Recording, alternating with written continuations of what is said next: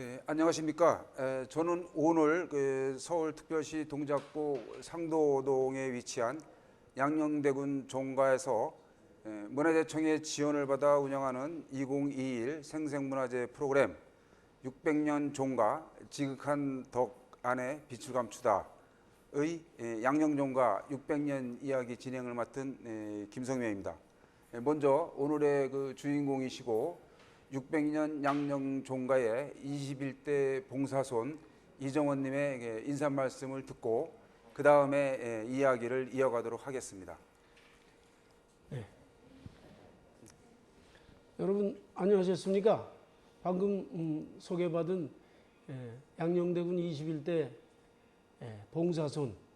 봉사손이라는 얘기는 나중에 다시 설명을 드리겠습니다만은 종손과 같은 뜻입니다. 이정원입니다.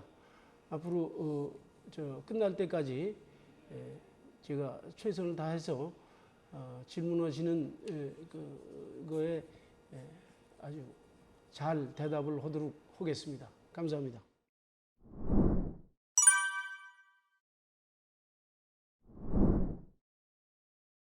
양녕종가의 그 뿌리이신 그 태종 조선의 그 3대 임금이신 그 태종대왕의 장남이셨던 그 양녕대군이 어떠한 분이셨는지 네. 먼저 그 이제 뭐 봉사손으로부터 말씀을 듣도록 하겠습니다. 네,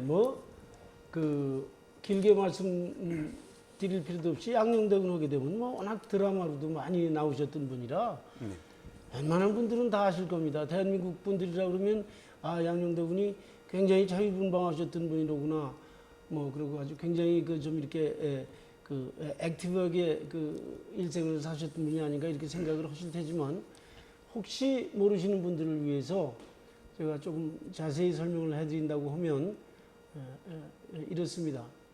양녕대군께서는 1394년에 조선이 개국이 1392년인데 조선이 개국되고 난 2년 후에 고려조의 수도죠. 개성에서 태어나셨어요. 1394년 태어나신 거죠.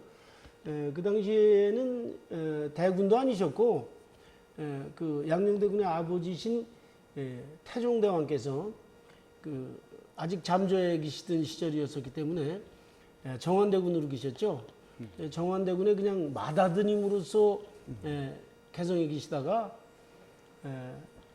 정환대군께서 이제 당신 형님이신 이대 정종대왕께서 정환대군을 세제로 임명하신 후에 나중에 이제 왕위를 물려받으시면서 태종대왕이 되시죠. 네.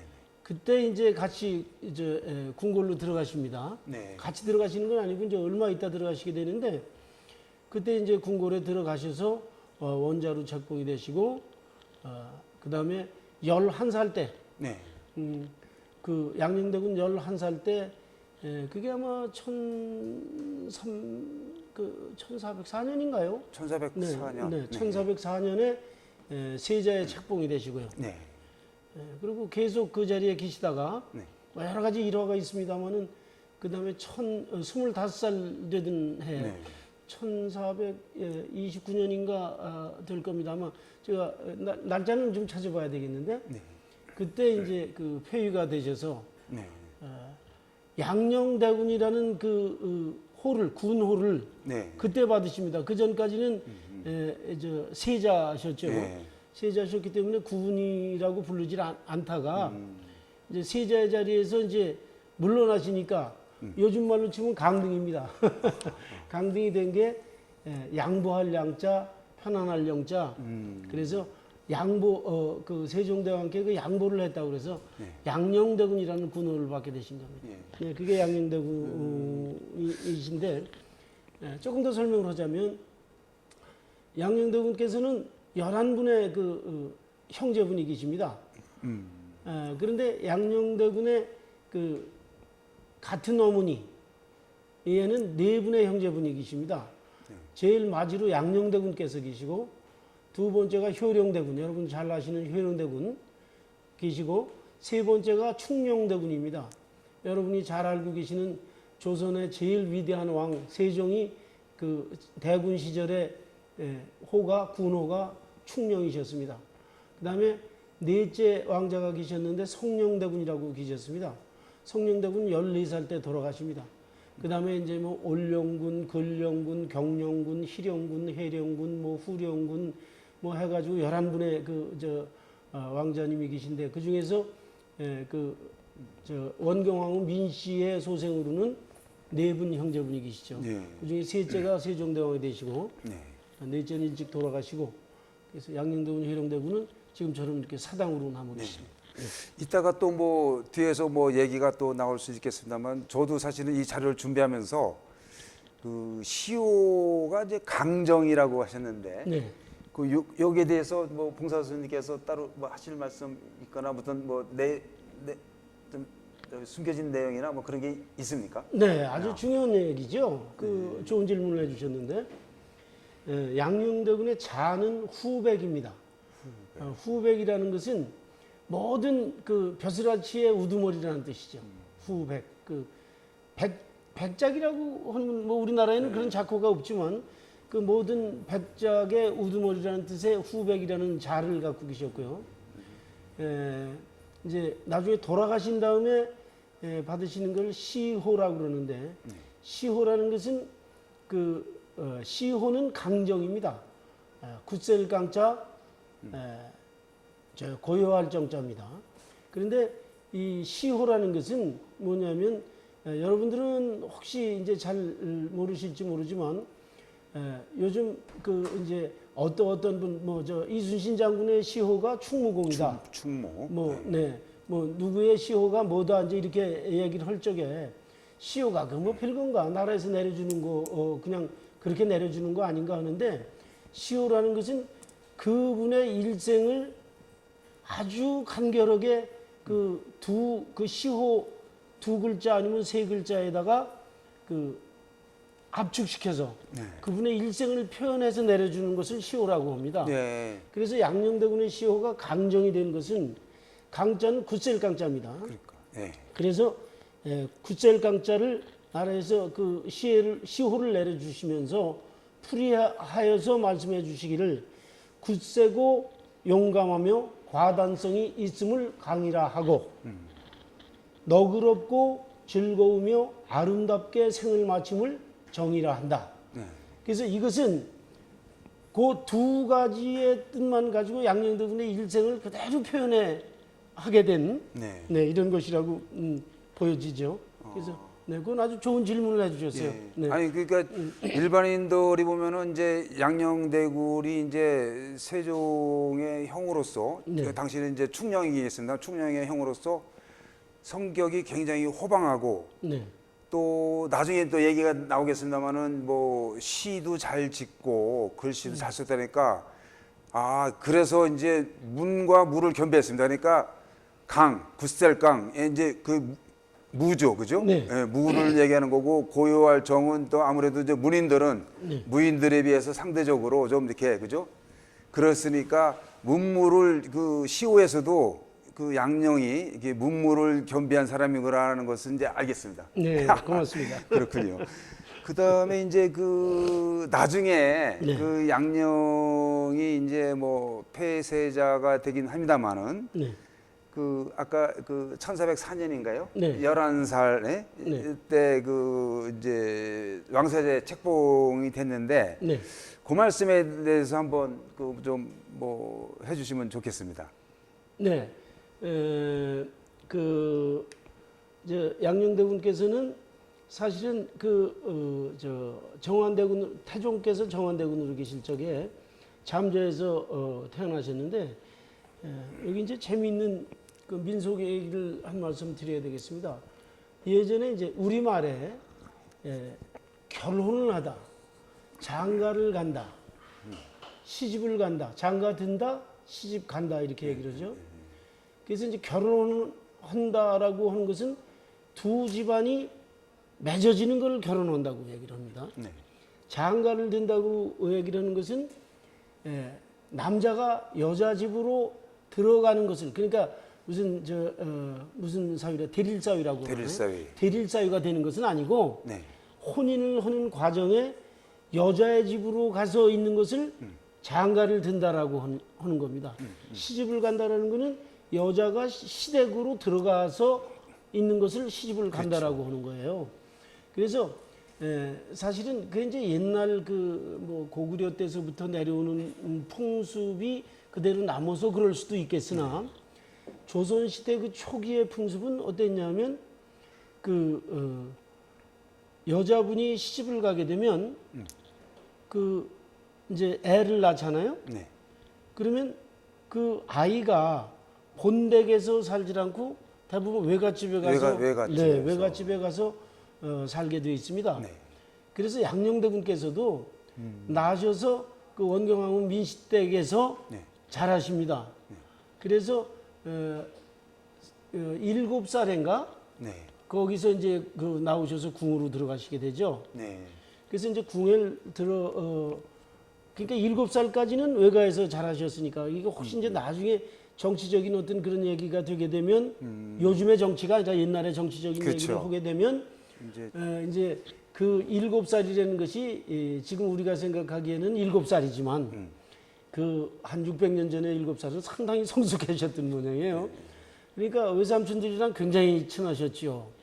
외삼촌들도 이분이 이제 좀 더 성장하시면 다음 때 왕이 되실 분이라고 생각을 하니까 훨씬 잘해주셨겠죠. 네. 그래서 외삼촌들이 나중에 당신의 아버님에 의해서 좀 이렇게 정치권에서 이제 밀려나게 되는 네. 그런 단초를 거기서 제공했다고 봐도 됩니다. 하여튼 다시 이제 본론으로 들어가서 네. 그래서 7살에 궁으로 들어가셔서 11살에 네.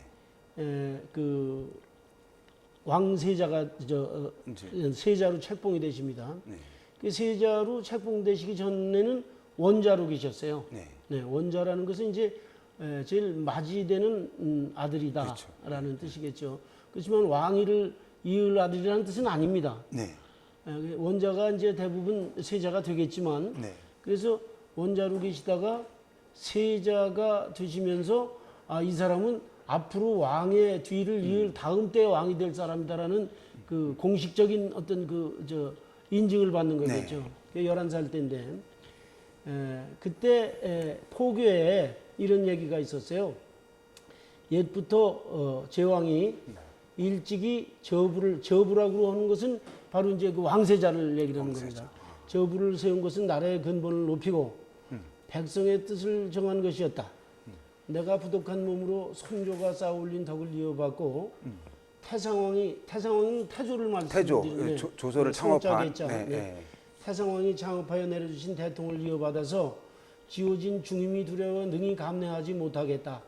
오로지 왕화는 내조에 반드시 힘을 입음으로 이에 천조하던 처음에 즉시 정비 민씨 원경왕후를 가리키는 겁니다. 원경왕후에게 명하여 중궁에 정의케 하고 전례를 따랐던 것이다. 네. 그래 이러한 전차로 맏아들인 제를 제가 이제 양녕대군의 휘자입니다. 네. 제를 왕세자에 책봉하게 됐다 이런 얘기가 되겠습니다. 네. 그리고 이제 일반인들은 이제 저도 이 자료를 조사를 하면서 알게 됐습니다만은 그러니까 이제 양녕대군께서 왕세자로 이렇게 책봉이 된 지 얼마 안 있어서 명나라에 다녀오셨다는 거를 아마 일반인들은 잘 모를 것 같은데 그 말씀을 한번 좀 뭐 해주시면 좋을 것 같습니다. 어떻게? 이게 이제 얘기를 하다 보니까 잠깐만 길어지는데 여러분들 들으시는 분들 지겹지 않으실지 모르겠습니다. 근데 재미있는 역사 얘기니까 좀 들어주시죠. 그 양녕대군께서 명나라에 그 사신으로 다녀오셨습니다. 그때 이제 양녕대군을 모시고 갔던 분 중에서 여러분들도 잘 아시는 유명한 맹사성이라는 대감님이 계셨죠. 양녕대군의 부사로 가셨습니다. 근데 이제 가시게 된 원인은 뭐냐면 그 역시 그 양녕대군의 아버님 태종대왕 때서부터 그 유래를 찾아볼 수가 있습니다. 네. 태조가 조선을 개국을 하시고 그 정안대군으로 계실 적에 명나라의 그 태종이 사신으로 가시게 됩니다.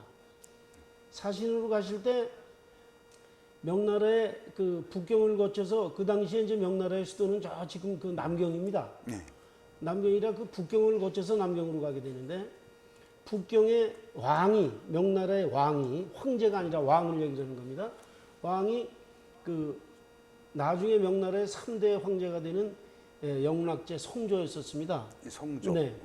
그 성조가 이상하게 그 저 나이도 그 태종하고 비슷해요. 그래서 태종이 거기 이제 그 명나라의 사신으로 가시면서 그 북경을 들리는데 그 나중에 그 저 성조가 되는 그 북경의 왕이 굉장히 그 저기 태종을 후대를 하고 네. 나이도 비슷하고 이러니까 굉장히 친해졌습니다. 그래서 그때 뭐라고 하시냐면 나중에 그 내가 왕이 되면 네. 당신의 아들을 입좋게 하라 이런 그 얘기가 있었어요. 일찍부터 그러니까 그렇죠. 네. 이제 제가 재미있는 역사 얘기라고 하는 건 무슨 말씀이냐면 지금처럼 이렇게 인터넷이 발달했던 시절이 아니니까 네. 그렇죠. 예, 그때는 정보가 아주 제한이 돼 있죠. 특히 구중궁궐이라는 데는 아주 심처 아닙니까? 구중궁궐에서 그 세력의 판도가 어떻게 돌아가는지를 알려고 하면은 그 안에서 생활하는 사람들 아니면 잘 알 수가 없어요. 그런데 그 안에 그 권력의 이동이라든지 이런 것들을 세력의 이동을 아는 것이 사실은 모든 것을 그 유지할 수 있는 비결이거든요. 그러니까 그 사실은 조금 전에 제가 그 말씀을 안 했지만 정안대군 시절에 그 명나라에 다녀오시면서 돌아오실 때도 북경회를 들리셨습니다. 네. 북경을 그때 연이라고 그랬는데 연나라라고 그랬는데 연. 연나라의 왕의 그 당신이 보고 들은 그 궁정 내부의 소식을 소상하게 전해주세요. 그래서 결국 그것이 빌미가 돼가지고 명성조가 당신의 그 나중에 우리나라에도 그거와 아주 유사한 그 역사가 되풀이됩니다마는 당신의 조카 네. 주원장의 손자입니다. 명나라 개국조인 주원장의 손자 해제가 있었는데 2대 왕입니다. 명나라에. 해제를 쫓아내버리고 네. 쿠데타를 했죠. 네. 쉽게 하면. 그래서 성조가 왕이 됩니다.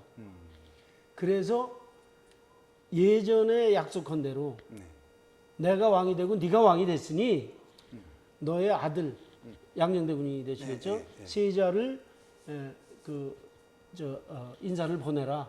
이래서 그 명분을 가지고 그 여러 사신단을 끌고 네.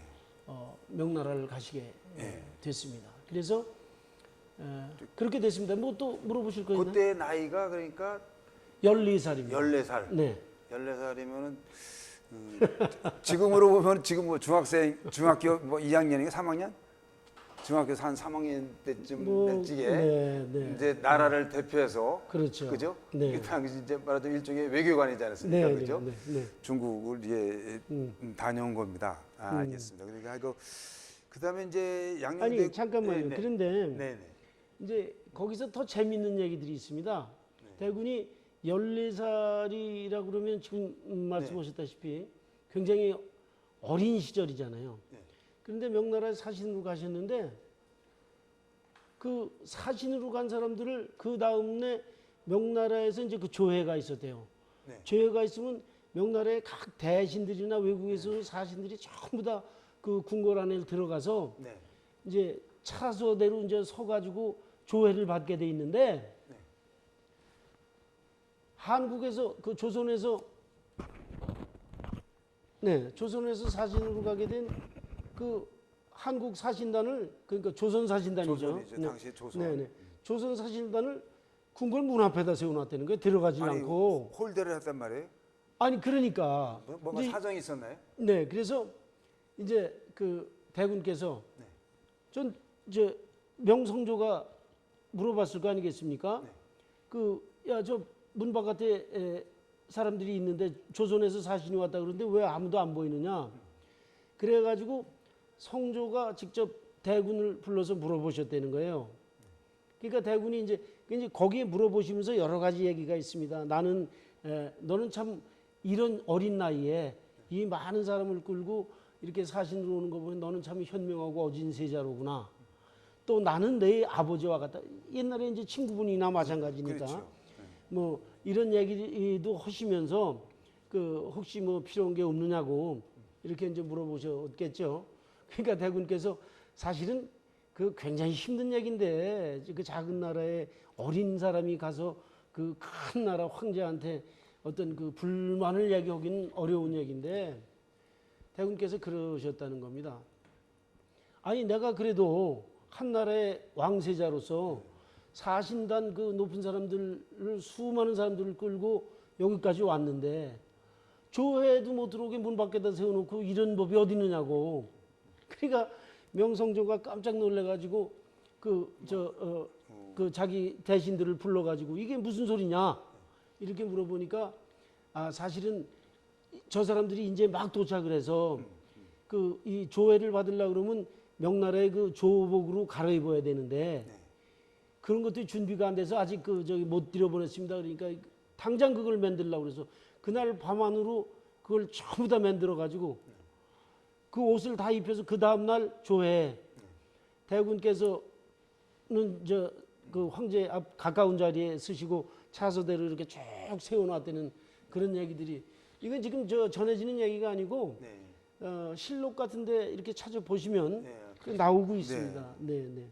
그게 아주 굉장한 분이죠. 아, 이거는 좀 우스갯소리인지 모르겠지만 여기 보니까 자료에 보니까 네, 명성조가 그 양녕대군을 보고 생김새는 그대의 부왕 그러니까 이제 태종을 말하는 네. 거겠죠. 부왕을 닮았고 키는 좀 다르구나 했는데 혹시 저기 태종하고 네. 양녕대군하고 누가 키가 크고 작았는지 그거는 아, 그건 모르시죠? 잘 모르겠습니다. 네.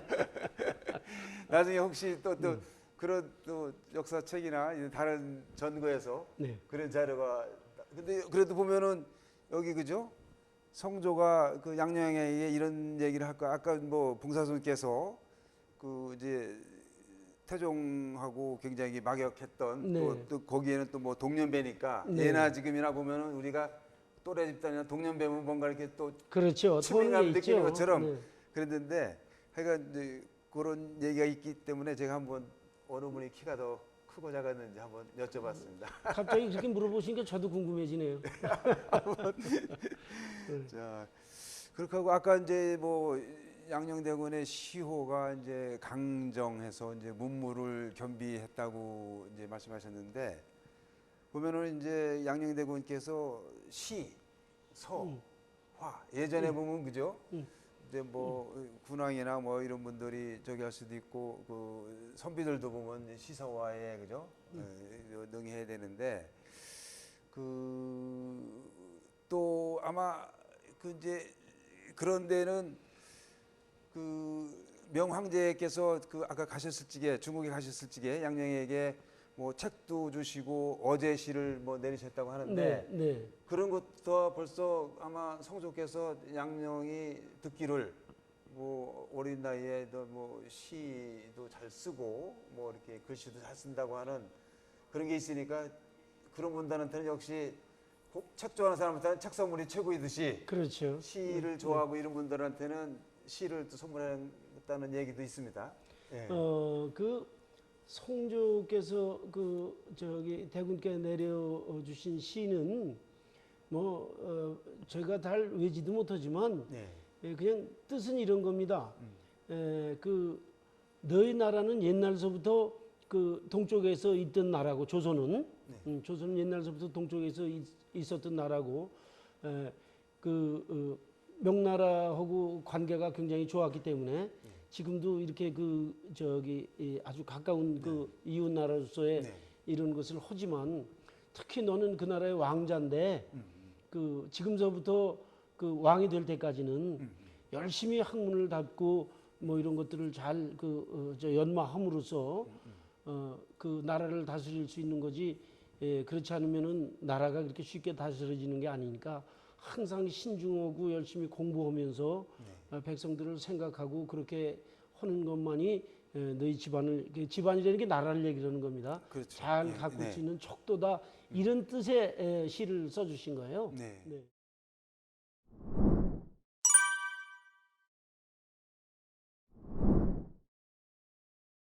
공부하다가 이제 답답하고 그러면 이제 뭐 이렇게 뜰에 나와서 뭐 이렇게 꽃을 보고 새를 보고 이렇게 하셨을 텐데 그럴 때 뭐 지었다고 하는 유명한 시가 있다고 네, 그러는데. 네, 영매라는 시가 있죠. 네, 네. 이제 매화를 뭐 그 저기 없다? 네, 네, 그렇죠. 없다. 매화를 노래한다 네, 뭐 노래한다. 이런 얘기겠죠. 네. 그래서 이제 독서섬을 불규원이요 네, 네. 미가 권림 녹이 번이라 네. 매자 욕성 추누만에 뭐 모르겠네요. 그다음에 네, 네. 네. 하여튼 무슨 뜻이냐면 네. 이제 공부하느라고 이제 저 정원도 그 당신 이제 동궁이겠죠. 네, 네. 정원도 돌아보지 못했는데 어느덧 그 저기 정원에 이제 그 녹음이 우거졌다 이런 얘기죠. 그러니까 이제 매실이 익어가는 걸 보니까 봄은 다 지났는데 나는 놀지도 못하고 뭐 하여튼 뭐 그 여태까지 공부만 했네 이런 뜻이겠죠. 요즘 같으면 저도 그런 생활 못 할 겁니다. 근데 이제 예전에 그 왕세자들이라는 분들은 그 이런 그 행동 거지가 다른 사람들 같이 못하니까 이런 제약들이 많아서 어려서도 굉장히 좀 답답하셨을 거라고 생각이 돼요. 그래서 혹시 나중에 이렇게 자유인이 되시지 않았나 생각도 되고. 뭐 작용 반작용으로 아마 그럴 수도 있을 것 같습니다. 그렇게 하고 이제 그 저기 그 묘양산 가신 거는 나중에 폐쇄자 된 이후에 이제 가시는 거죠? 그럼요. 네. 이제 거기 아주 시가 굉장히 많습니다. 네. 그 전해지는 시가 이제 네. 저희 그 집안에서 발간하는 책들을 보게 되면 굉장히 많은데 그 중에 이제 그 지금 물어보신 묘양산 가서 지으신 시가 네. 이제 그 시의 제목은 향산 승축시라고 그래요. 네. 이제 승축이라고 그러면 뭐냐면 이제 중들이 스님들이 이제 이 뭐라 그러나요? 그 시주 받으러 다닐 때 목탁? 이제 네 아니죠 그 시주 받으러 다닐 탁발? 때 이제 네 탁발 그렇죠 탁발할 적에 이제 바라? 어디 가서 그렇죠 아니 이제 바로, 탁발을 바로, 하러 바로. 다닐 때 어떤 집에 가니까 뭐 콩을 몇 대를 주고 어떤 집에 가니까 보리를 몇 대 주고 이제 이런 것들을 적어야 될 거 아닙니까? 그 적는 책을 승축이라고 그래요. 네. 그래서 향산 승축시라고 그러면 지금 향산이는 묘향산을 가리키는데 네. 묘향산에 어느 이제 절에 이제 밤이 되니까 들어가서 하룻밤 이제 묵어 가시는데 양녕대군이라고 이런 분이 오셨으니까 그 절의 주지 스님이 아유 뭐 이 대군께서 이런 누추한 데를 찾아주셨는데 기념으로 시 하나 써주시죠 라고 해서 거기서 써주신 시인데 이 시가 상당히 그 아취가 있고 시적인 분위기가 굉장히 좋다고 그래서 이 동문선에도 실려 있는 시입니다. 동문선이라고 그러게 되면 우리나라 그 역대 시인들의 시들을 모아놓은 한시들을 모아놓은 책인데 동문선에도 실려 있는 시입니다. 그래서 요거는 제가 외우고 있어요. 네, 한번 네. 산하조작반 나월 야위 등 네. 독숙 고암하 유존 탑 1층 무슨 뜻이냐면 산 노을로 아침밥 짓고 네. 덩굴에 걸린 달을 등불 삼아서 네. 이제 밤에 묘양산에 있으니까 뭐 다 그 나무 사이로 달 떴을 거 아닙니까? 네. 그 외로운 남자 아래 홀로 자노라니까 유전탑 1층 여러 사람들이 있는 절인데 저하고 어디 저 탑만 보이는 거죠. 창밖으로. 근데 이거는 또 우리 집안에서는 이렇게 해석을 합니다. 그 시적인 아치도 굉장히 좋지만 네. 이 대군의 심중을 비유해서 표현한 거 아닌가.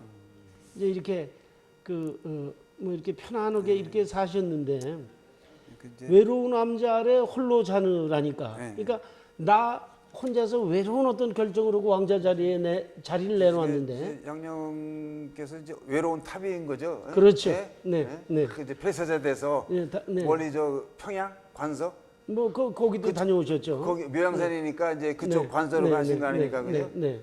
그 북서 쪽에 그 절간에서 특히 이제 여수지요. 뭐 여행에 이제 예, 뭐 향수 뭐 같은. 그러면서 이제- 이제 저쪽에 탑이 하나가 있는 게 탑이 상당히 높지 않습니까? 예. 지붕 위로 이렇게 솟아서 탑이 이렇게 보고 있으니까 이렇게 엿보는 것 같은 느낌이 있으니까 누가 내 마음을 엿봐서 예, 혹시 이런 거 아닌가 하는 예, 이런 예. 불안한 마음이 드셨던 거죠. 예. 그래서 이제 저희는 그런 그 대군의 그 심중에 일편을 그 표시하신 거 아닌가 이렇게 또 해석을 하고 있습니다. 네. 네. 알겠습니다.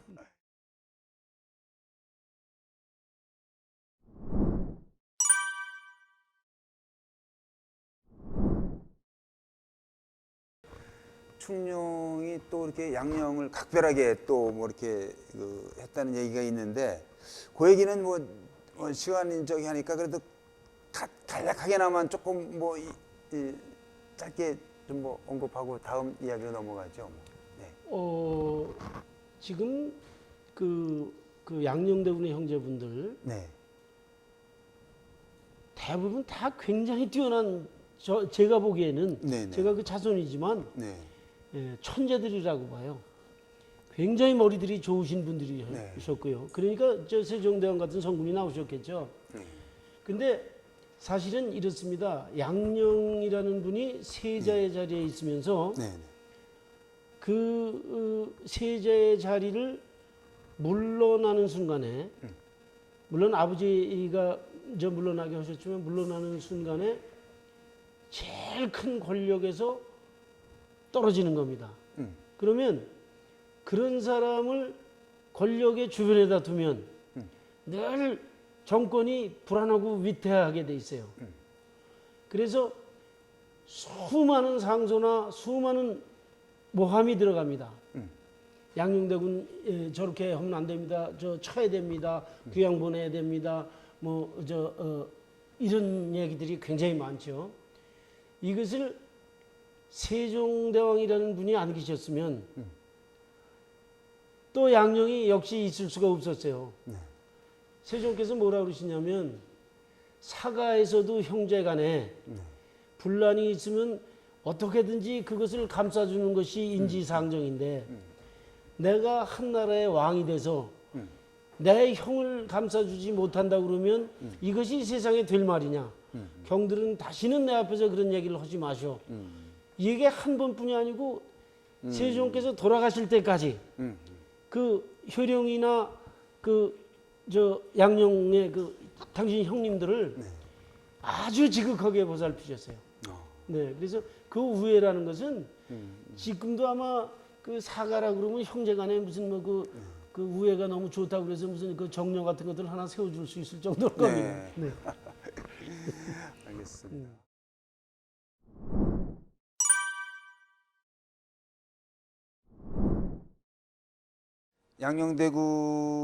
양녕대군께서 굉장히 소탈하시고 뭐 호방하시고 그래서 이제 당신이 양녕대군이 이제 내가 죽으면은 뭐 이렇게 이제 너무 예장에 너무 이렇게 민감하게 해서 뭐 이렇게 하지 말고 소박하게 하라 이렇게 하셨다 그러는데 그 말씀을 좀 듣고 싶습니다. 네. 사실은 그것도 굉장히 중요한 얘기죠. 양녕대군께서 소탈하셨다. 뭐 물론 그것도 있겠습니다만은 네. 사실은 대군께서 돌아가실 적에 제가 그거는 조금 좀 다 외기가 좀 어려워서 네. 대군께서 돌아가실 적에 유시가 몇 가지가 계셨습니다. 유시라고 그러게 되면 요즘 말로 풀이하면은 유언입니다. 유언. 네, 유언이 예장을 받지 말고 조금 더 다시 설명을 해드리겠습니다. 예장을 받지 말고 묘가를 세우지 말고 묘가를 이게 네, 네. 비석 같은 거 그렇죠. 이제 말씀하시는 네, 네. 거죠. 요즘 말로 네, 하면. 상석을 설치하지 말고 네. 묘욕을 사치스럽게 하지 말고 검소하게 하며 네. 내외선 막론하고 허장하라. 이런 5가지 유시가 계셨습니다. 그러면 예장을 받지 않는다 이런 얘기는 무슨 얘기냐면 적어도 대군께서 돌아가시게 되면 나라에서 예장을 하게 돼 있습니다. 그럼 예장이라고 하게 되면 뭐냐? 그분의 행적과 이런 것들을 자세히 적은 묘비, 또 상석, 그다음에 장대석, 이제 묘 앞에 이제 흙들이 물러날까봐 이렇게 단을 두는 게 있습니다. 네네. 장대석, 또 장명등, 문인석 이런 것들을 이제 세워드리는 거를 예장이라고 합니다. 근데 지금 양녕대군의 산소는 네. 뭐 이렇게 높은 데 계시지도 않지만 네. 중요한 것은 요즘 세상에야 포크레인이니 무슨 크레인이니 이런 것들이 있어서 산 꼭대기도 무슨 무거운 것들을 그냥 들고 덜덜덜 올라가서 금방 하지만 네. 예전에 저런 한 1톤 이상 되는 상석이나 이런 비석 같은 것들을 세우려고 그러게 되면 그렇죠. 다 이제 일꾼들이 목도해서 그죠? 올라가고 목도해서 목도? 할 만한 게 아닙니다. 저기도 그럼. 예장을 받을 만한 분들의 속물이라고 하게 되면 네. 목도를 해서 사람들이 끌고 올라갈 만한 그런 정도의 크기가 아니고 훨씬 더 큽니다. 그런가요? 그래서 그런 것들을 하려고 하게 되면 농사를 망치게 됩니다. 왜 그러냐면 여름 내내 봄서부터 여름 내내 아주 추운 겨울이 올 때까지 비탈길을 닦아야 됩니다. 거기까지. 그리고 한겨울이 되면은 그 길에다 물을 뿌려서 길을 꽁꽁 얼리는 겁니다. 그리고 그 길에다가 통나무 둥그런 것들을 놓고 그 위에다가 성물들을 놓고 소가 끌고 올라가게 돼요.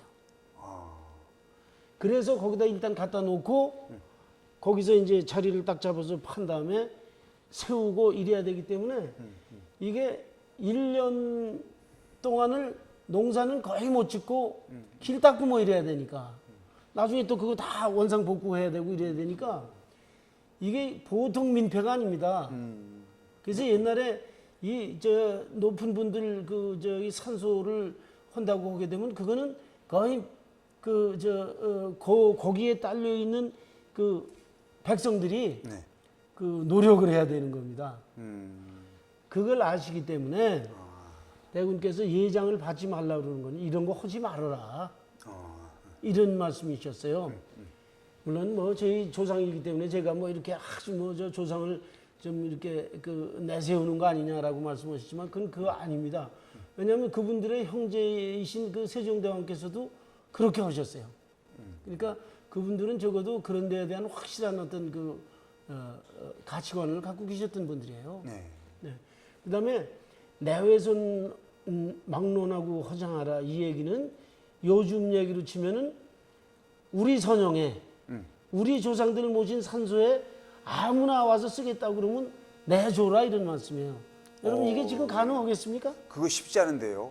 지금도 쉽지 않고 말고 그죠? 지금도 쉽지 않고 말고 요즘에 예를 들어서 동네에 다른 사람이 이렇게 그죠? 불가피하게 묘역을 쓰게 되면은 그렇죠. 동네 그럼요. 텃세도 대단하고 그럼요. 아마 암암리에 이렇게 동네에다 돈을 집어준다든지 그렇죠, 뭔가 그렇죠. 시설문을 해준다든가 그렇죠. 요즘도 그런데 네, 이게 굉장히 힘든 얘기인데 네.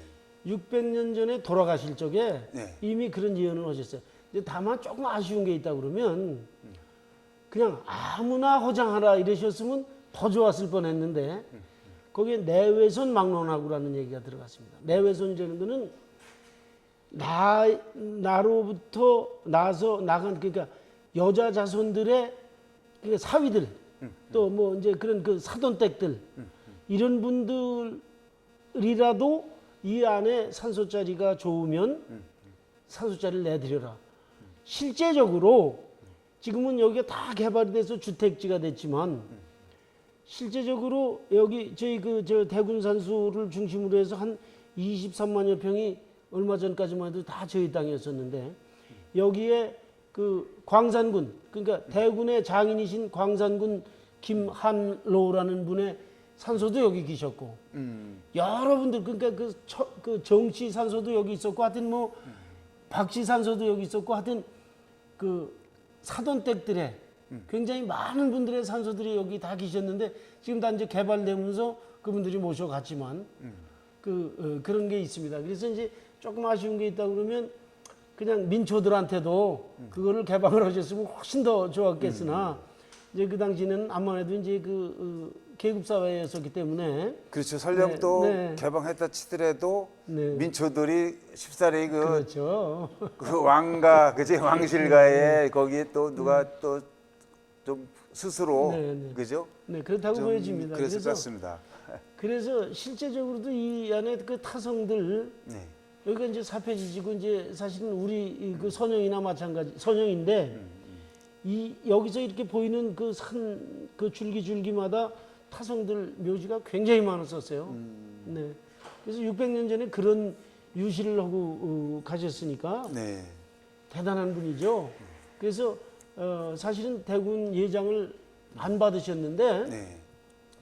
그것이 저희 족보에도 그 예장 받지 말라고 그러셨다는 것이 나와 있지만 증거로 나온 게 저희가 몇 년 전에 여기를 정화 공사를 한다 그러면서 이제 담 헐려 있던 것들도 다 담도 새로 쌓고 먼저 다 깨끗하게 이제 묘역을 정비를 했습니다. 네. 정비 공사를 하는데 묘역이 너무 이제 이렇게 봉분도 헐어지고 그래서 봉분 옆에를 이렇게 잘 좀 다듬고 이제 그 앞에를 이렇게 다듬으면서 네.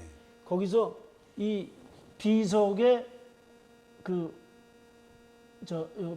비신 말고 요거 네네. 대석 네네. 대석이 그냥 하나가 나왔습니다. 그래서 그게 왜 예장을 받지 않은 증거라고 우리가 얘기를 하냐면 요겁니다. 요거, 네네. 요거. 지금 보고 계시는 네. 오른쪽에 계신 그게 대석인데 네. 비석을 세웠던 것 같으면 지금 저 대석에 약간 저 위쪽에 그 네모나게 그 표시가 돼 있죠. 예, 예. 네네, 여기 요걸 네. 파서 여기다 그게 이제 비를 파져 있어야 됩니다. 네, 그래. 네. 파서 네, 예. 그게 파져 있어서 거기다 비를 비석을 이제 꽂는 세우고 건데. 그걸 메꿔 놔야지 비가 넘어가지라는 건데 그렇죠. 저걸 파지라는 것은 비석이 얼마나 건지 모르기 때문에 나라에서는 그냥 저렇게 해서 내려주는 겁니다. 그럼 비석을 저기다 맞춰서 고기를 한 치씩 깎아가지고 거기다 네. 세우는데 네. 깎질 않지 않습니까? 네. 그래서 나라에서 저 비석을 내려주셨기 때문에 저걸 산소 옆에다가 묻어놨던 겁니다. 그게 정비하면서 저게 걸려서 나와가지고 그때 이제 보니까 네. 다른 장대석이니 뭐 이런 것들도 다 이렇게 옆에 있었고 네. 그래서 그 역시 그 유시대로 예장을 받지 않았다는 것이 증명이 됐죠. 네. 네. 그 대개 보면은 이제 묘소하고 사당이 그 따로 있는데 이 지덕사는 보면 대군의 묘소하고 그죠?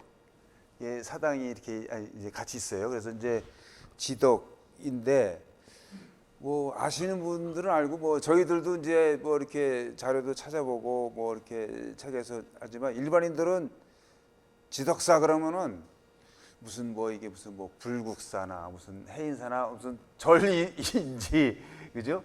그럴 수 있습니다. 물론 이제 뭐 많은 분들 제가 뭐 무시하는 건 아니고 일반인들이 이제 혼동을 할 수도 있고 그럴 수도 있거든요. 그래서 좀 이제 지덕사란 어떤 곳인지 네. 우선 이제 간략하게 이제 말씀해 주시고 그다음에 뭐 뒤에 자세하게 이제 그 부분은 지덕사가 원래 여기 이제 춤서부터 이렇게 묘소하고 사당하고 같이 있었던 게 아니고 사당은 나중에 이쪽으로 뭐 온 걸로 이렇게 돼 있더라고요.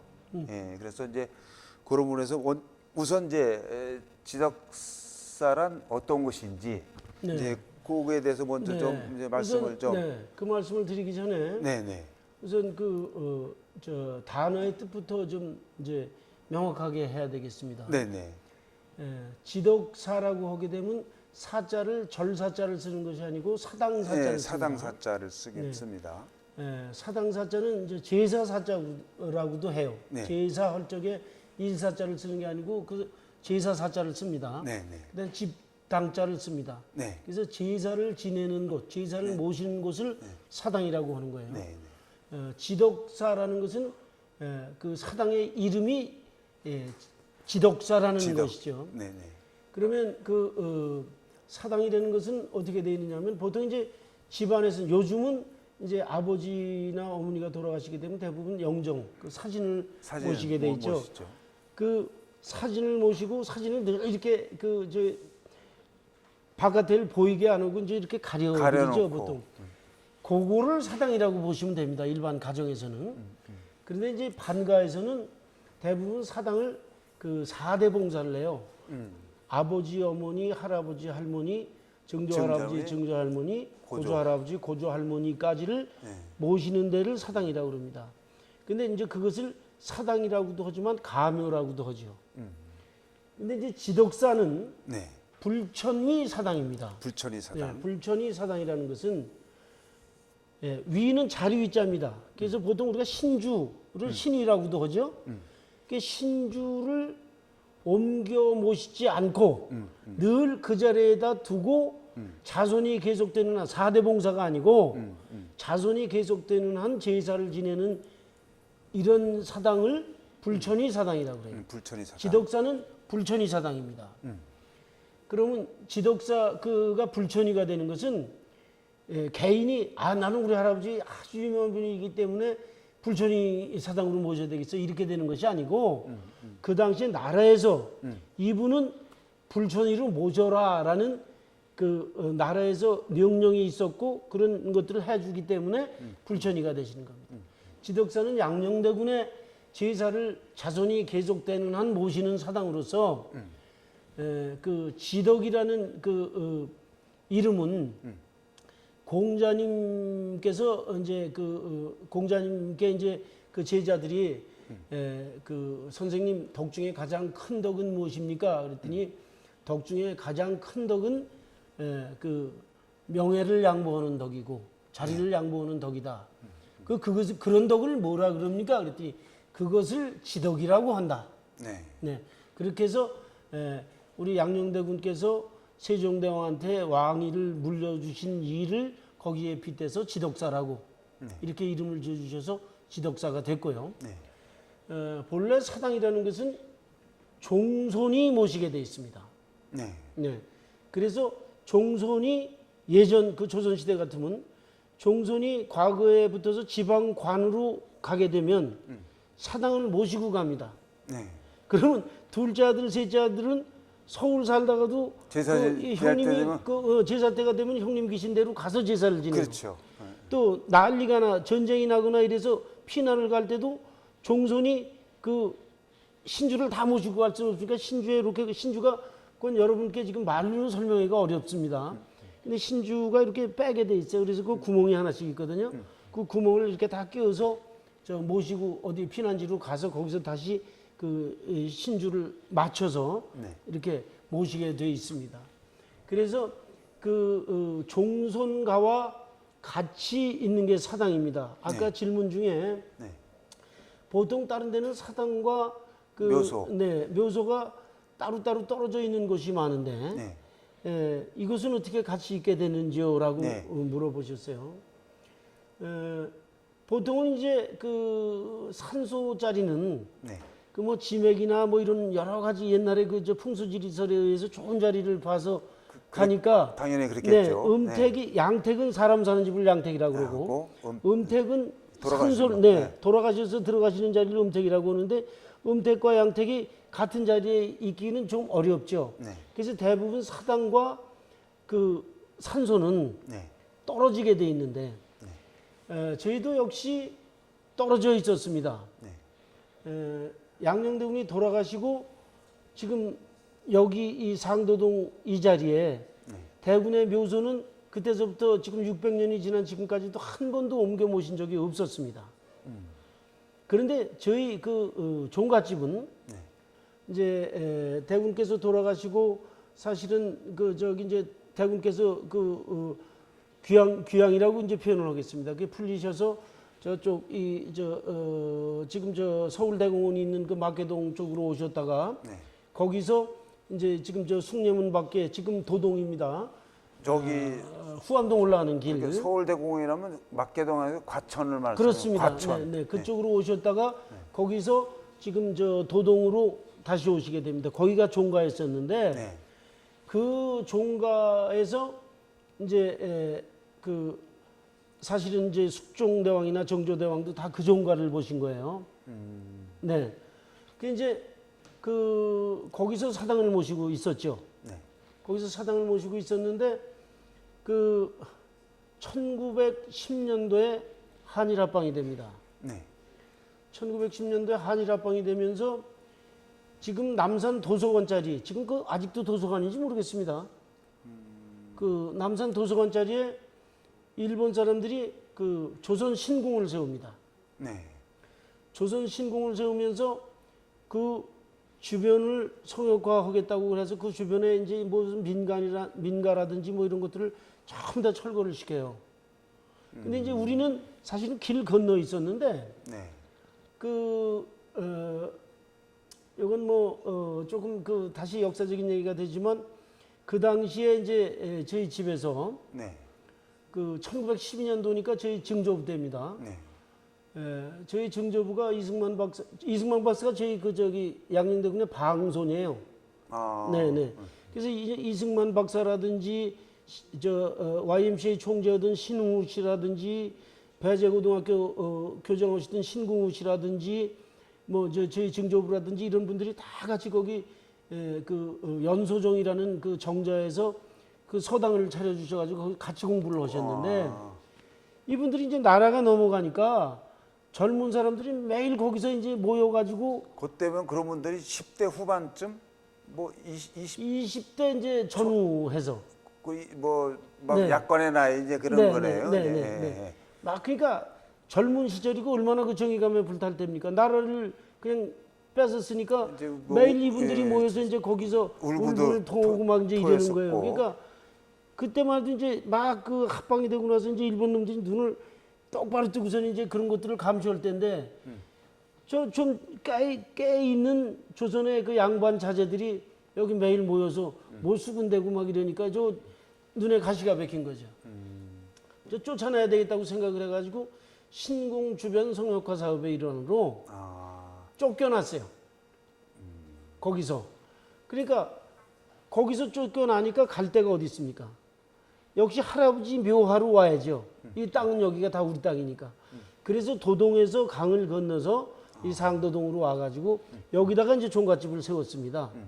이러다 보니까 할아버지 산소하고 종갓집이 같이 위아래로 있게 되는. 사당이라는 것은 종손을 쫓아다녀야 된다고 그러지 않습니까? 그 종가를 쫓아다녀야 되는데 사당이라는 것은 종가에서도 제일 그 깊고 고요한 곳에 위치하게 돼 있거든요. 그 할아버지 산소만큼 산소 밑에만큼 산소 위 갈 수는 없으니까 그렇죠. 또 조용하고 그 으슥한 자리가 있을 수가 없으니까 거기다 사당을 세우고 그 밑으로 우리 종가들이 쭉 있었던 거예요. 그래서 지금 이제 산소하고 사당이 같이 있게 되는 그런 결과가 된 겁니다. 그 영조대왕하고 지덕세에 관한 뭐 이런 이야기를 조금 뭐 아시는 대로 좀 해주시면 어떨까 싶습니다. 사실은 영조대왕보다도 네. 뭐 영조대왕도 물론 이전에 네, 숙종대왕부터 말씀하셔야 네. 되는 건가? 네, 숙종 그 이제 저희가 네.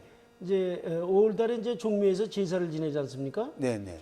그 사실은 저희가 그저 태조대왕을 빼놓고선 태종대왕의 제일 큰 아드님이니까 요즘 그 저 전준희 씨 대동종회원에서 이제 그 제사를 쭉 지내기 때문에 네. 제가 그 저 태종대왕의 그 이실인가요? 거기 제사를 지내야 맞는데 저희가 무슨 사정이 있어가지고 한동안 거기 이제 그 제사를 못 지냈더니 네. 효령대군 댁에서 거기를 들어갑니다. 그래서 저희는 십일실 제사를 지내고 있어요. 십일실 제사를 저희가 주관하고 있습니다. 11실 제사란 그 말은 숙종입니다. 십일실이 제1실 태조대왕, 2실 태종대왕 이런 식으로 쭉 그러니까 하고, 이제 네. 종묘의 그렇죠. 그, 아, 네. 종묘에 이제 쭉 이렇게 해서 영령정도 계시고 정전도 있는데 정전의 11실은 숙종대왕께서 11실에 계시거든요. 그래서 11실 제사를 제 양녕대군 댁에서 맡아서 해요. 네. 그게 뭐냐면 숙종대왕과의 그런 뭐라 그럴까요? 그 연고 때문에. 네. 숙종께서 이게 재밌는 얘기입니다. 어느 날 이제 그 행차를 하셨는데 경복궁에서 네. 타고 이제 그때 어디로 행차를 하신 거예요? 경복궁에서? 그건 잘 모르겠어요. 네. 그 행차를 하셨는데 아마 이제 서울역 남대문을 통해서 어디를 가시는 길이었었던 모양이 헌능이나 무슨 뭐 이제 뭐 어딘지 잘 모르겠습니다만은 가시는데 지금 도동 쪽에 도동이라 그러면 어디냐면 지금 CJ 그 본사 네.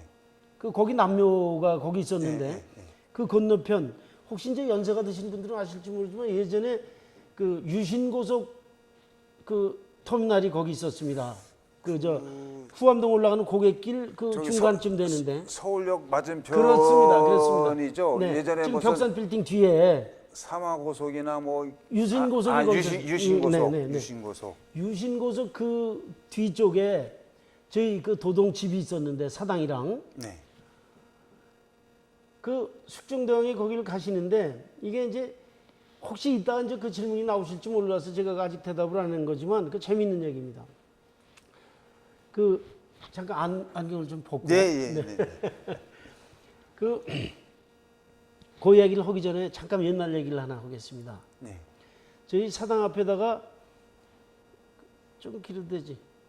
네, 뭐 편하게. 네, 저희 사당 앞에다가 그 큰 나무를 심지 않습니다. 그 이유가 뭐냐면 지금 이제 이 숙종대왕 얘기하고 관계가 있는 얘기입니다. 그래서 옛날 얘기는 좀 어느 해 그 여름에 장마가 무지무지하게 졌었답니다. 근데 이제 그 장마가 잠시 설빛할 때인데 어떤 중이 스님이 이제 그 탁발을 하러 이제 이렇게 쭉 동네를 돌다가 날이 저물 때쯤에서 저희 집에 오셨는데 그때 집이 상당히 가난해가지고 보리쌀 몇 대밖에 없었대요. 그 이제 양녕대군 총가이면 네, 총가인데도 임에도 불구하고. 네. 그래가지고 그걸 이제 덜어서 이제 겨우 이제 두 분이 이제 잡수실 만큼만 해가지고 먹으려고 그러는데 이제 스님이 와가지고 탁발을 하는 거예요. 그래서 이제 봉제사 접빈객이라고 양반댁에서는 아무리 스님이라고 그래도 이렇게 때가 돼서 왔는데 내치는 법은 없거든요. 들어오라고 그러고 한 분의 이제 몫을 이제 드린 거예요. 아, 이게 큰 신세를 지게 됐다고 이것만 먹고 제가 가겠습니다. 이제 이랬는데 밥을 먹고 일어나는데 갑자기 비가 그냥 또 억수같이 쏟아지더라는 거예요. 그냥 못 가는 거죠. 그 할 수 없이 하룻밤만 신세를 지고 가겠습니다. 그러 거기를 여러 날이 됐대요. 그게 뭐 이제 뭐 쌀도 다 떨어지고, 그 이제 스님은 그걸 안 거죠. 그러면서 이제 어느 날 딱 개니까 날이 개니까 스님이 가면서 이 댁에 제가 말씀을 좀 드리면 좋은데 이 댁에 굉장히 좋은 일이 있을 듯한데 잘 안 오실 것 같다고 이러더랍니다. 그러니까 이제 할아버지께서 이제 물어보셨겠죠. 그 스님 그 무슨 말씀이요? 그 좋은 일이 있으면 좀 얘기 좀 해주셔. 그 스님 얘기가 이 나무가 거기 아주 무지하게 우거져가지고 큰 나무들이 굉장히 많았답니다. 그 이 나무들을 쭉 좀 비워버리시면 좋은 일이 있을 것 같습니다. 근데 지금도 마찬가지지만 그 큰 나무들은 잘 안 비는 거거든요. 그런데 스님이 그러면 아주 좋은 일이 있을 거라고 그러셨대요. 그래갖고 할아버지께서 하도 이제 살기도 어렵고 그러시니까 그때만 해도 그 사당 앞에 있는 나무들을 그 큰 나무들을 쫙 비워버리셨답니다. 근데 이제 여기서 그 얘기는 끝난 겁니다. 그리고 한참 얼마가 지는데 숙정대왕이 이제 남대문을 바깥을 나가서 이제 그쪽으로 쭉 가시다가 그쪽을 이렇게 보시니까 예전에 큰 숲으로 아무것도 없었던데 워낙에 무슨 다 허물어 가지고 하는 집 같은 게 있단 말이에요. 예, 저게 지금 뭐냐 그랬더니 그 신하가 말씀드리길 저 양녕대군의 사당입니다. 이제 이렇게 얘기를 한 거예요. 그래? 그러면 거기를 가서 보고 어떻게 살고 있는지 뭐 이런 것들을 좀 알아서 보고를 해라. 그러니까 뭐 좀 살기가 어렵고 뭐 이랬다 그럽니다. 그러니까 그때 이제 다시 이 져주시고 뭐 이제 뭐 이랬다는 얘기예요. 그게 연결이 되는 겁니다. 그래서 그 이후로 저희 사당 앞에는 큰 나무들을 안 심어요. 나무가 커지면 다 베어버립니다. 예. 그런 얘기가 있죠. 나무 심어서 하면 이제 임금이 네. 이제 못 알아보니까 네. 이제 그런 그 이제 나무가 있을 때는 숲에 가려져서 그게 안 네, 보이다가 네, 네, 네. 그 큰 나무들을 다 베어버리니까 이제 거기가 훤하게 이제 드러났을 거 아닙니까? 지나가시다 보니까 안 보이던 게 이제 보이시니까 저게 뭐냐고 물어보시는데 이제 그때 저희 사손을 불러다가 이제 그러셨다는 거예요. 이 자리가 네 자리였었는데 내가 지금 앉아 있구나 뭐 이러시면서 이제 뭐 여러 가지 저도 이제 알겠습니다. 이제 네. 그 양녕대군께서 돌아가시고 네. 무덤은 이제 묘소는 여기 쓰셨고 이 자리 네. 상도 네. 예전에 뭐 금천이고 지금은 이제 상도입니다만 상도동입니다만 쓰셨고 사당은 그쪽 네. 지금 쉽게 도동. 말씀드리면 도동 쪽에 있었는데 그때는 이제 사당에 이름이 없었는데 네. 숙종 임금께서 네. 이제 지덕사라고 네. 했고 네. 그 저기 이제 저는 궁금한 거 하나는 네.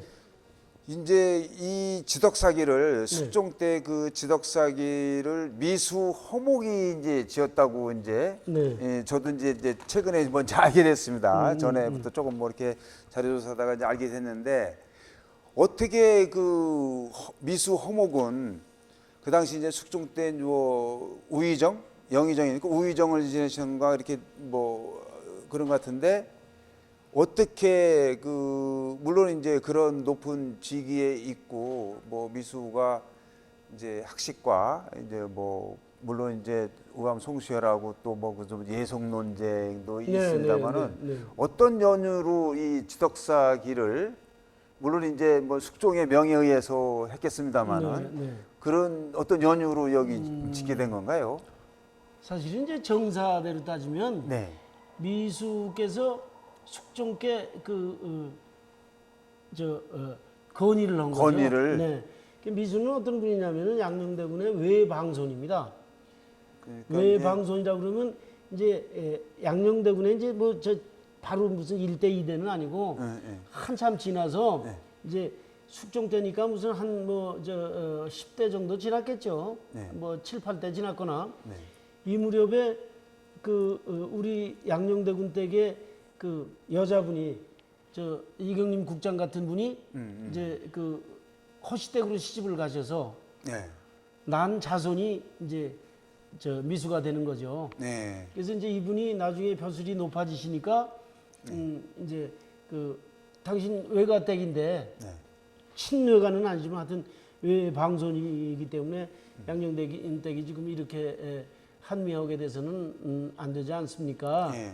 그렇게 해서 주청을 해서 근데 이제 저 지덕사가 다시 되게 됐고 지덕사라는 이름을 숙종께서 져주셨습니다. 네. 근데 지덕사라는 현판이 내려온 거는 네. 정조 때 내려와요. 네. 그러니까 숙경영정이니까 한 3대 후에 네. 3대가 지나고 4대째 내려옵니다. 네.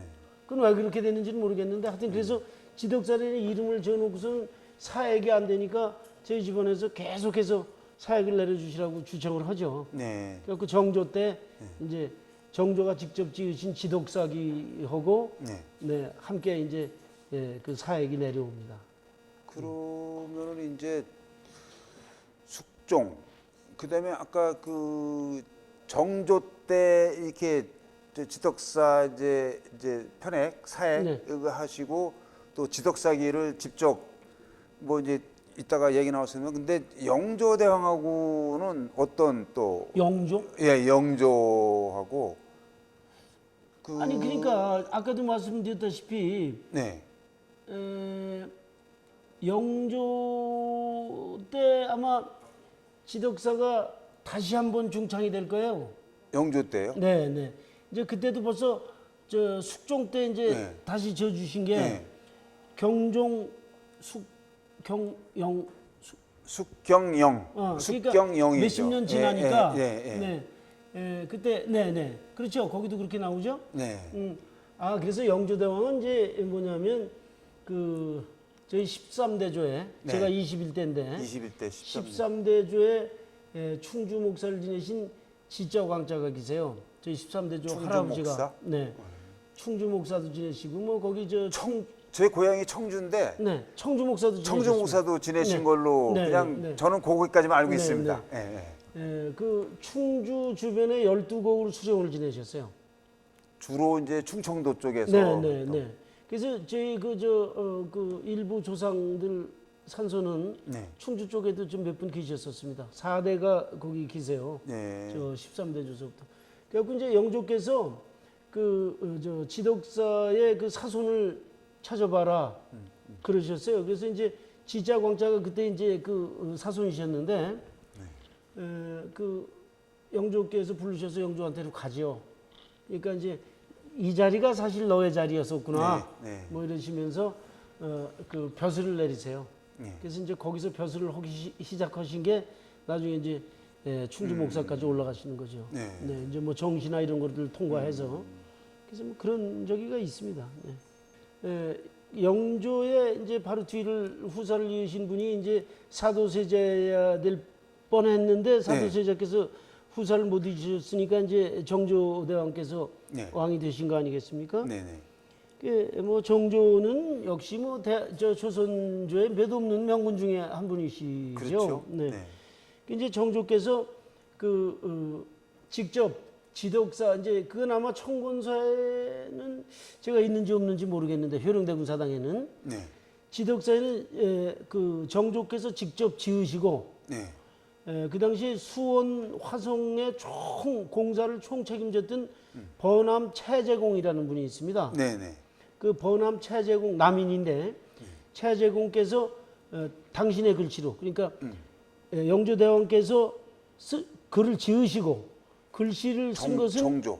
네, 그렇죠. 정조. 정조대왕께서 네. 글씨를 쓰시고 글을 지으시고 글씨는 번암 최재공의 글씨로 네. 지덕사기라는 걸 직접 지어서 내려 보내주셨어요. 네.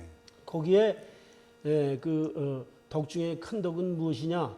그 명예를 양보하는 덕이다. 그러나 명예를 양보하기보다 더 어려운 것은 무엇인가? 그것은 명예를 양보하고 권좌에서 물러난 순간 끝까지 자기의 본심을 잃지 않고 빛을 내보이지 않고 네. 그 자기 일을 이렇게 잘 다스리면서 네. 가는 그것이 더 어려운 것이다. 그것을 도광이라고 표현을 하셨어요. 감출도자 빛광자. 네. 그래서 저희 제실 이름이 도광제고 네. 또 지금 여기 저 옆에서 사회를 보시는 우리 김성명 선생님이랑 같이 우리가 운영하고 있는 도광 포럼이라고 있지 않습니까? 네. 도광 포럼도 바로 그런 뜻에 같이 공감을 해서 우리가 다 실력을 자기가 기르되 네. 그것을 내세우지 않고 네. 주변에 많은 사람들한테 우리가 봉사함으로써 네. 그런 것을 하자라는 그런 생각을 갖고 도광 포럼을 운영을 하고 있는데 네. 도광이라는 얘기가 거기서 나온 겁니다. 네. 그래서 정조대왕하고는 그 도광이 네. 상당히 결국 정조대왕이 강조하신 그런 그 가치 중에 하나라고 네. 이렇게 생각이 되죠. 네. 정조대왕은 그런 인연이 있습니다. 네.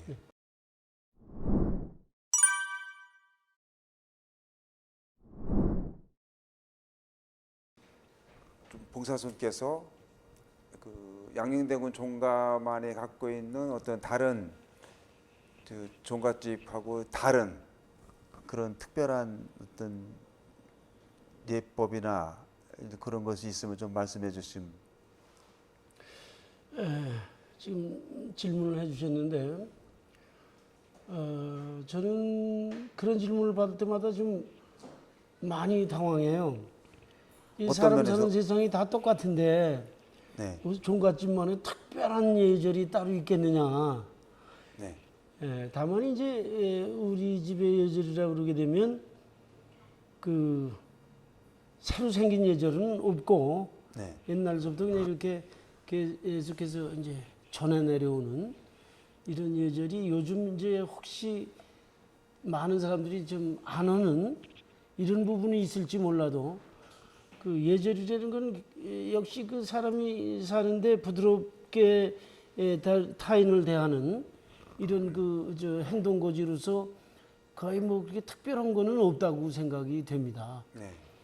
근데 이제 그 우선 저 질문을 뭐 특별한 예절이 있느냐고 물어보시길래 글쎄 이게 특별한 건지 어떤 건지 그런 것들은 잘 모르겠으나 네. 하여튼 그 저 몇 가지 그 좀 그 예는 있을 것이다. 네. 네, 이렇게 말씀드릴 수 있고요. 저희 집안 그 이제 저희 집안뿐만이 아니라 조선 시대의 반가라고 하게 되면 대부분의 그 예절이라는 것이 봉제사 접빈객입니다. 봉제사 접빈객이라는 얘기는 요즘 얘기로 따지면 제사를 잘 받들고 손님을 잘 맞이해야 된다는 얘기예요. 근데 그건 요즘도 여전히 뭐 바뀌는 거 아니지 않습니까? 제사를 잘 안 모실지는 몰라도 할아버지 할머니 아버지 어머니 잘 모시고 또 손님 바깥에서 오시면 아주 반갑게 맞이하고 또 아주 저 편안하게 가시게 하는 이런 것들은 요즘도 마찬가지의 예절이거든요. 그렇죠. 그래서 네, 이 봉제사 접빈객이라는 것이 이제 옛날서부터 그 600년을 지금 관통하는 그 기본 예절의 그 정신이고 네. 이제 저희 같은 경우에 이제 종손가가 되다 보니까 네. 이제 특별한 날 특별하게 하는 그런 그 예절들이 있는데 이제 다 제사에 관련된 예절들이에요. 네. 이제 뭐 다른 것들은 이따 질문이 들어오시면은 제가 말씀을 드리겠습니다만은 우선 천신이라고 있습니다. 천신. 천신. 네. 이 나타날 천자. 몸 신자겠죠? 믿을 신자인가요? 뭐 하여튼 천신. 새 신자입니다. 네. 그다음에 차례. 그다음에 시제. 묘제. 묘제. 그다음에 이제 집안 제사 사대 봉사가 있죠. 할아버지 할머니 제사를 4대까지 지내는 거. 이런 것이 있고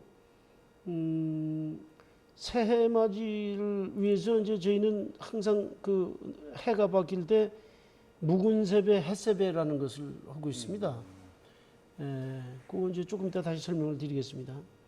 우선 하나하나 설명을 드리면 천신은 뭐냐면은 그 각 계절에 봄, 여름, 가을, 겨울에는 뭐 나오는 것들이 없으니까 봄, 여름, 가을, 겨울에 계절 따라서 나오는 채소나 과일들을 사당에 가서 올리고 이런 것들이 새로 나왔습니다. 그런 다음에 저희들도 먹을 수 있어요. 제철 과일을 먼저 제철 과일이나 채소. 조상께 먼저 올린 다음에 네. 그런 것들을 이제 천신이라고 합니다. 그런데 이제 처음에는 뭐 다 했겠죠. 옛날엔 다 농사 짓던 때니까. 근데 요즘에는 이제 어떻게 하냐면 이제 주로 그 채소는 오이. 오이. 네. 오이가 채소에 속하겠죠. 오이. 그다음에 과일이라 그러면 이제 참외, 수박 정도. 그다음에 이제 집에서 농사 짓는 것 중에서 이제 나오는 그런 과일들이 좀 있어요. 예전에는 이제 무슨 뭐 감이라든지 밤이라든지 뭐 이런 것들 쭉 있었는데 요즘 그런 것들은 잘 안 지냅니다. 그래서 이제 그 대신 이제 봄에 앵두꽃이 떨어지고 나면은 앵두과일을 해요. 네. 앵두는 집에 늘 있으니까 그 앵두과일 때는 이제 그건 집에서 나오는 거니까 그거는 따다가 또 이제 그 대군 할아버지 할머니께 제일 먼저 이제 사당에 사당에 이제 고하고 그다음에 이제 사대봉사 이제 위에서부터 쭉 이제 내려서 할머니 할아버지들께 이제 상 앞에 하나씩 갖다 놓고 이제 향 피우고 절하는 게 그 천신이라고 보시면 됩니다. 그다음에 이제 차례가 있는데 이제 다들 제사라고 알고 있지만 제사와 차례는 좀 틀립니다. 차례는 언제 지내는 거냐면 그 저희는 정월 초하루, 정월 초하루, 네. 그다음에 4월 한시, 한식, 5월 단오, 6월 유두, 7월 칠석, 8월 추석. 그다음에 10월 시제. 시제, 9월 9일은 지낸 거를 못 봤어요. 그다음에 이제 그렇게 끝났는데 그럼 저 추석 네. 때는 그러니까 추석 때까지 아까 제가 말씀드렸지 않습니까? 그런데 이제 워낙 예가 많다 보니까 차례 아닙니까? 네, 네. 다례죠. 그러다 보니까 단오, 단오, 유두, 유두, 칠석 칠석, 요 제사는 지금은 안 지내요. 빼요. 그래서 이제 정월 차례, 4월 한시, 한식, 그다음에 추석, 추석, 시제, 시제. 이렇게 네 번만 차례로 지냅니다. 차례를 지낼 때는 이제 보통 제사를 지낸다 그러게 되면 진매까지, 그러니까 진 음식까지 다 넣고 하지만 차례로 지낼 땐 주가포에만 넣고 지내는 겁니다. 주가포에라고 그러면 이제 과일과 과자 종류하고 포, 육포, 어포 뭐 이제 이런 것들 하고 식혜, 네. 그다음에 이제 술 요거만 가지고 지내는 거를 차례라고 합니다. 지금 아마 화면에 보이시는 거는 저건 제사입니다. 저건 차례가 아닙니다. 네. 이제 저희는 이제 정월 초하루 날 차례를 지내지만 저희 정월 초하루 차례가 양력입니다. 특이하게 음력으로, 그러니까 설을 요즘 설이라고 얘기하는 설날은 저희는 안 지냅니다. 그렇죠. 음력으로 보통 네, 그랬죠. 이제 이 양력으로 지내는 이유가 그 대한 제국이 되고 나서 양력을 쓰기 시작했습니다. 네. 근데 이제 사람들이 대부분 양력을 잘 안 쓰니까 그 뭐 버릇으로 어떻게 쭉 음력을 써왔는데 갑자기 양력 쓰라 그러면 그렇죠. 쓰겠습니까? 그러니까 이제 왕실에서부터 그 양력을 쓰기 시작한 거예요. 근데 저희 입장에서 보면 예전에 이제 대군 할아버지가 왕이 되셨으면 모르지만 못 되시고 이제 대군가로 내려오다 보니까 저희가 왕실이 큰 집 아니겠어요, 우리의. 그러니까 큰 집에서 양력을 세는데 우리가 음력을 셀 수는 없잖아요. 그렇게 해서 세기 시작한 게 1912년도부터 양력을 세기 시작했습니다. 그게 벌써 100년이 넘었죠. 그러니까 이게 우리한테는 또 전통이고 역사가 돼버리니까 지금 바꿀 수가 없어요. 그래서 우리는 양력 차례를 지내고 있습니다. 네. 예, 좀 더 좋은 게 양력 차례를 지내니까 차례는 다 어떤 집에서든지 다 지내잖아요. 네. 그러니까 일가들이 못 왔는데 네. 음력을 할 지낼 때, 지낼 때는 때는. 양력을 지내니까 일가들이 다 와서 여기서 다 같이 지내고 음력 설 때는 자기네 집에서 지내니까 더 좋다고 그래요. 네. 그런 부분이 있습니다. 네. 그 종가의 예절을 한 가지 더 말씀을 드린다 그러면 아까 그 차례니 무슨 뭐 이런 것들 그런 예절을 종가 예절로서 말씀을 드렸지만 저희는 그 뭐라 그러죠? 세모에 12월 31일 날 꼭 그 묵은세배와 햇세배라는 이런 전통이 있습니다. 묵은세배는 뭐냐면 그 어른들께 작년 한 해 동안 참 고생 많이 하셨고 잘 지내 오시게 돼서 상당히 기쁩니다. 햇세배는 또 새해에는 모든 일이 잘 풀려지시고 건강하시고 행복하시기를 바라겠습니다라는 뜻에서 묵은세배 햇세배를 가는데 그 절차는 어떻게 하냐면 묵은세배는 12월 31일 날 7시쯤 12월이니까 7시면 벌써 깜깜해지죠. 7시쯤 되면은 촛불을 켜들고 사당에 가서 윗사당부터 열고 절을 합니다. 이제 그게 뜻은 아까 말씀드린 그 뜻이에요. 그리고 윗사당 문을 닫고 아랫사당에 가서 아랫사당이라는 건 4대 봉사는 가묘를 얘기를 합니다. 거기 가서 또 그렇게 절을 하고 그러고 내려와서 이제 그때는 순서대로 절을 합니다. 그러니까 이제 아버지가 계시면 아들들 형제들이 쭉 모여서 아버지 어머니께 세배를 합니다. 그다음에 그 아버지 형제들이 먼저 하죠. 아버지 형제들이 이제 아버지가 제일 윗분이시니까 형제들이 먼저 형님한테 세배를 하고 그다음에 이제 아들들, 뭐 조카들 이런 순서로 쭉 이제 나가서 순서를 하고 이제 그런 어른들은 이제 뒤로 물러나시면 네. 이제 형제들끼리 있지 않습니까? 형제들은 대부분 이제 맞절을 하는데 근데 뭐 큰형이라고 딱 앉아가지고 받고 이러진 않고 그렇죠. 형제들이니까 네. 같이 맞절을 하는데 빙 둘러서 형제 이제 형수 무슨 뭐 형 또 이제 뭐 아우 또 제수 뭐 이렇게 쭉 둘러서 같이 이제 고생하셨습니다 뭐 이제 이러고 절을 합니다.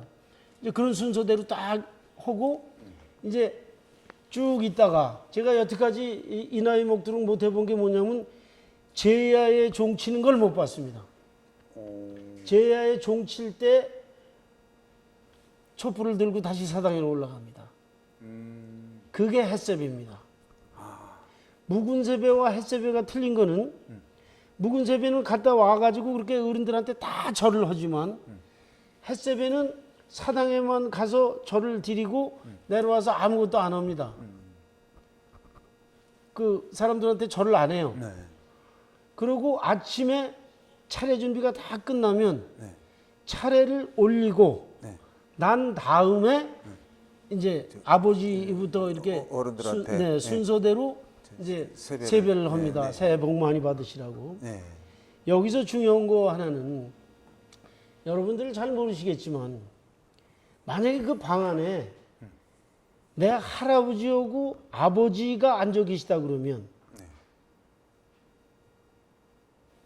어떤 분한테 먼저 가서 절을 올려야지 맞을까요?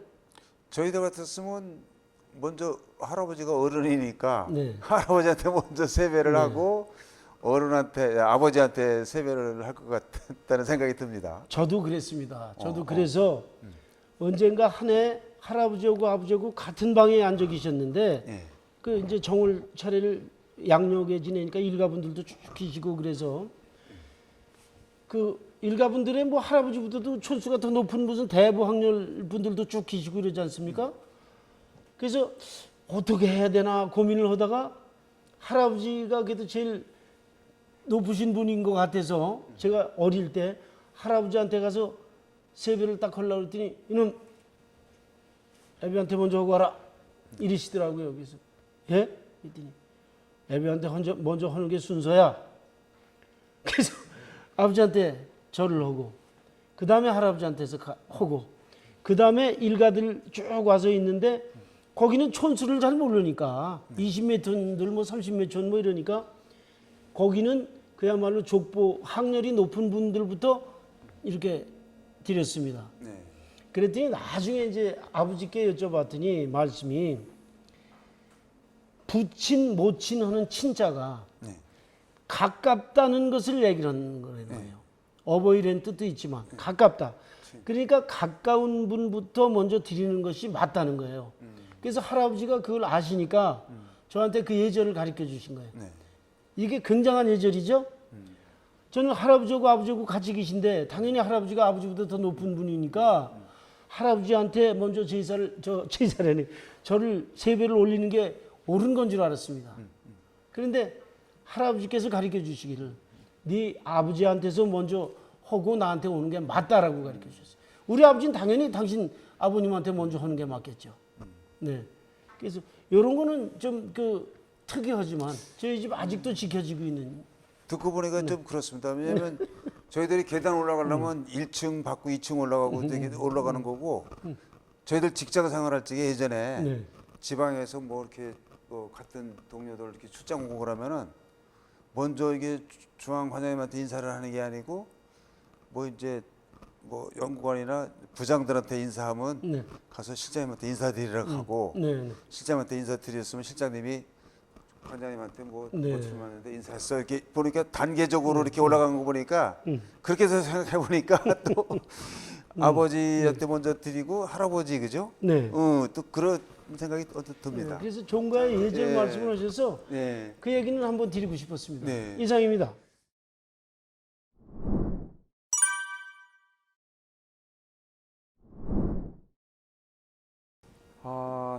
저 여러분들 어떻게 들으셨는지 모르겠습니다. 저도 이제 3시간 진행을 어떻게 해야 되나 걱정을 했는데 저 이제 이정원 우리 저기 양영종과 21대 봉사손님의 말씀을 듣다 보니까 어떻게 시간이 갔는지 그냥 3시간이 지금 후딱 물론 중간에 뭐 한 저희들이 한 1, 20분 이제 휴식 시간을 가졌습니다만은 금세 이제 가버린 것 같습니다. 그래서 오늘 어떻게 보면은 처음에 이제 양녕대군 이야기 또 지덕세 이야기나 종가 예절이 일반인들한테 어떻게 보면 뭐 옛날 무슨 뭐 고리타분하게 들릴 수도 있고 어떤 분들한테는 또 어떤 분들한테는 아 오늘 이런 얘기를 통해서 몰랐던 새로운 사실들을 많이 알게 됐다고 이제 생각하실 겁니다. 그래서 저도 요 뭐 짧은 시간입니다만 준비를 하는 과정에서 몰랐던 사실들을 또 새로 이제 알게 됐고 그랬는데